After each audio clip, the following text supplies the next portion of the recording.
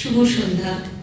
উপস্থিত সকল গুণীজনকে যথাযোগ্য স্থানে আমার শ্রদ্ধা, প্রণাম এবং ভালোবাসা।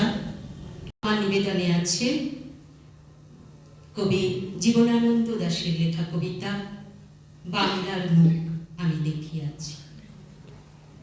বাংলার মুখ আমি দেখিয়াছি, তাই আমি পৃথিবীর রূপ খুঁজিতে যাই না আর। অন্ধকারে জেগে উঠে ডুমুরের কাছে চেয়ে দেখি ছাতার মতো বড় পাতাটির নিচে বসে আছে ভোরের দোয়েল পাখি। চারিদিকে চেয়ে দেখি পল্লবের স্তূপ, জাম, বট, কাঁঠালের, হিজলের, অশথের করে আছে চুপ। ফণিমনসার ঝোপে সতীবনে তাহাদের ছায়া পড়িয়াছে।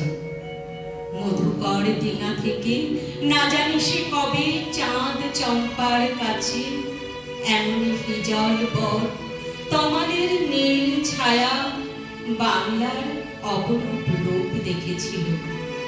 বেহুলাও একদিন গাঙুরের জলে ভেলা নিয়ে কৃষ্ণা দ্বাদশীর জ্যোৎস্না যখন মরিয়া গেছে নদীর চড়ায়, সোনালী ধানের পাশে অসংখ্য অসত্য বট দেখেছিল। হায়, শ্যামার নরম গান শুনেছিল একদিন অমরায় গিয়ে। ছিন্ন খঞ্জনার মতো যখন সে নেচেছিল ইন্দ্রের সভায়। বাংলার নদী মাঠ ভাট ফুল ঘুঙুরের মতো তার কেঁদেছিল পায়। ধন্যবাদ।